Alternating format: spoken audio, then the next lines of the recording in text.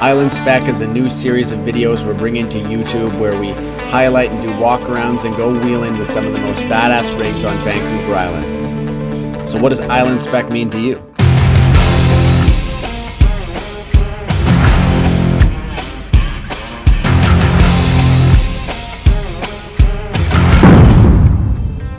My name's Colby and this is Bob, my 1985 Toyota pickup.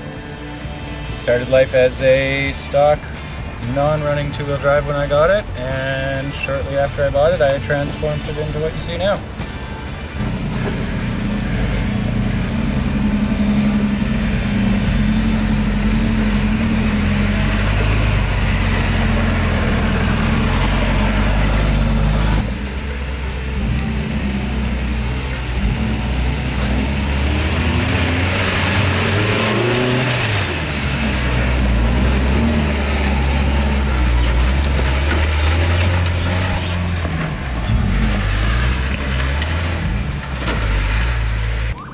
Well, I moved to Vancouver Island about 12 years ago now, and when I moved here I was big into drifting and all things motorsports basically, and one day I went out with a buddy up in Shawnigan and he had a Toyota pickup and we went out just wheeling up to some lake one day and kind of got the bug pretty hard, so I went out and bought, unfortunately, a Jeep, and that kind of got it all started. Had that for 5 years and then sold it off and kind of got the bug again, so I bought this thing and built it, and here we are. Island Spec to me means you just kind of have to have something that works well and you can't really care about how good it looks. It just has to work, and that's the most important part. And I don't think you should have a full size because they just get crunched and they can't go anywhere. And yeah, I don't know, keep things cheap and keep things functional and party. So yeah, this is Bob, my 1985 Toyota pickup. Like I said earlier, I solid axle swapped it from a two-wheel drive. I didn't buy a kit to do it because I'm cheap, and it kind of worked out actually. These are the rear springs that were in the truck when it was two-wheel drive, and I just modified them, put a couple extra leaves in the pack. They're not perfect, but they do work. Spent a lot of time on it, just wanted to make it all nice, keep it as low as I could, hence starting with a two-wheel drive frame, F250 shock towers instead of trail gear, because I wanted to keep it clean and OEM kind of looking. When I did my high steer and everything, I spent probably way too much time locating the box, but it works out really well. I get zero bump steer, nothing. Like the pitman arm is as close to the frame rail as you can get it. You probably couldn't fit a business card between it and the pitman arm nut when it's cranked over, but it works really well. Yeah, I put it as low as I could and got it, I don't know. It was my first time doing one of these things, so I took my time and I asked a lot of people a lot of questions, and it paid off. Front and rear axles. The front and rear axles are actually the reason I decided to solid axle swap this thing.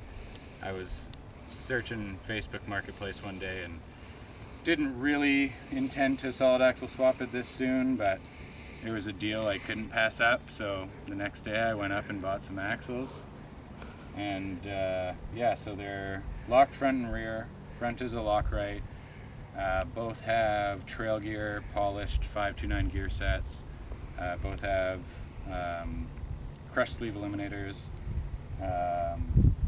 Front axle's been completely trussed and gusseted and armored, and the bottom's been shaved about 1.5 inches. I actually had to relocate the drain plug because it didn't have one when I got the truck, or when I got the axle, so I had to put a drain plug in it because I like changing my diff oil. And yeah, it's Smirfield axles, so the cheap alternative to getting long fields, but they seem to hold up really, really well. Like, I'm not super easy on this truck, and it is only 35s, but I generally run my tires at like 6 to 8 psi, so there's a lot of bite. And yeah, still just G-Series trans in a stock single case, and Chevy 63s in the back, just kind of your standard Island Spec recipe, and it works really, really well. So yeah, the bumper, I went out wheeling a few times still with just the stock bumper and realized that I would definitely need a bumper and a winch, and I wasn't planning to build a bumper. I was just kind of gonna fit the winch and the trail gear winch plate into this factory bumper, but shortly into building that whole setup I realized that wasn't going to work, so I quickly whipped up this tube bumper. It's thin and it's not ideal, but it's taken some abuse and it works really well. The winch is just a RFX 9,500 pound winch with synthetic rope. It seems to work really well. I've only ever had to use it to pull Jeeps out, honestly. Never needed to pull myself out, so that's good. But yeah, and then the motor, it was carbureted when I got it, but last winter I was dumb and I didn't put coolant in it, so I think I cracked the head. And so I built a 22RE for it.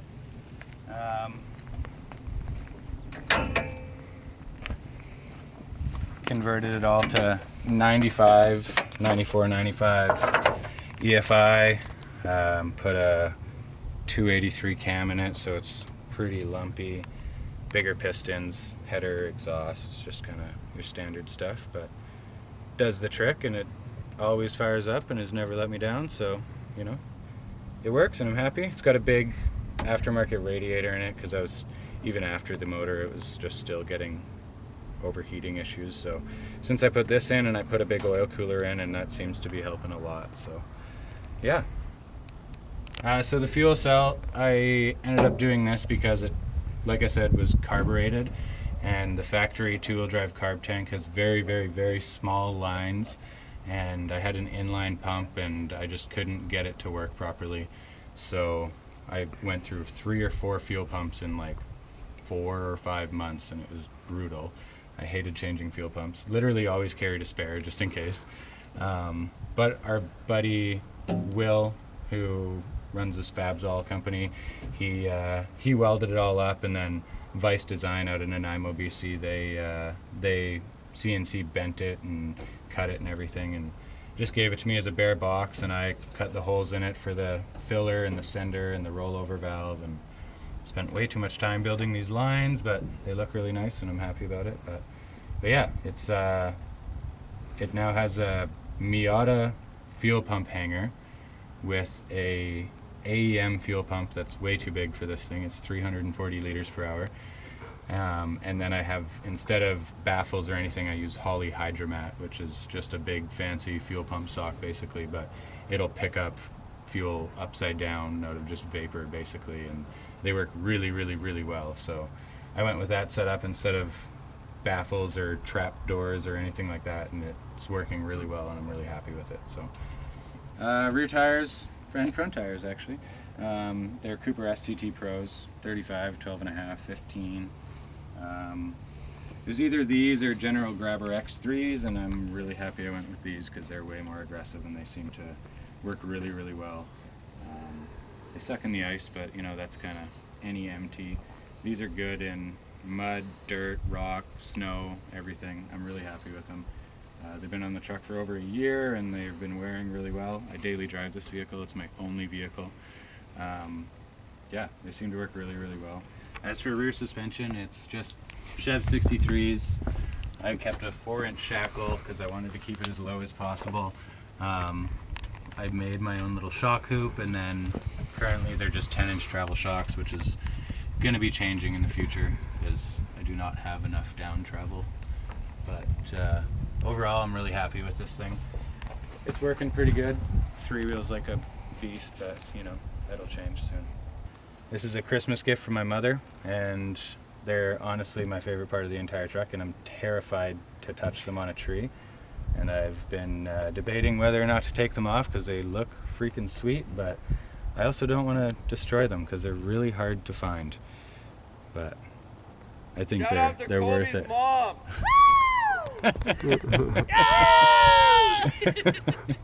Yeah, my mom's pretty awesome. So in the interior I have, these are like 1990 Integra bucket seats. They're super cheap and they're really easy to make fit in these Toyotas. They hold you in pretty good and they're quite comfy. aftermarket steering wheel, you know, just for the hot boy points, and then some Serial 9 knobs that you know, are a little interesting looking, I know.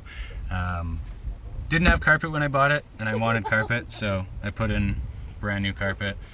The whole interior was brown when I got it, so I did a full gray interior conversion on it because the other interior had a cracked dash and everything just really sucked about it, so I changed that all up. And yeah, recently just put in that gauge there because I wanted to have an accurate reading on oil pressure and water temperature. And Are you saying the factory gauges aren't accurate? factory gauges are very accurate, but I just wanted a second opinion, you know. When you're ready. So currently right now it's just stock mini truck 8-inch diffs. It's an IFS housing in the back. 4-cylinder carriers, so not the strongest, but they seem to be holding up. But I am going to be going to Land Cruiser 9.5-inch diffs with a 3-link in the front. I just picked up axles and a couple other things for it, so eventually it's going to get a single 4.7 case as well.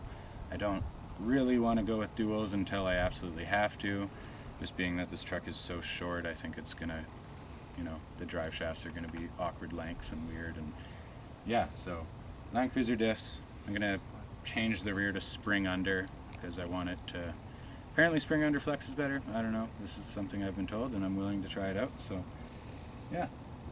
And then eventually it's going to get a different motor entirely, and probably a Honda motor, actually. But yeah, K24 maybe, but you know, that's way down the road because that's a lot of money.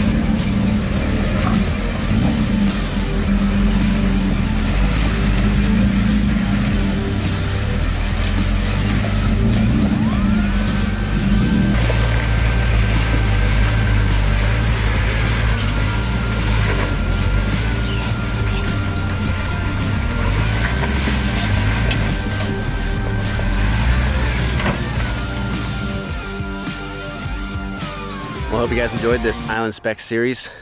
Like, comment, subscribe, you know, do all that, smash that like button, and we'll see you guys next time.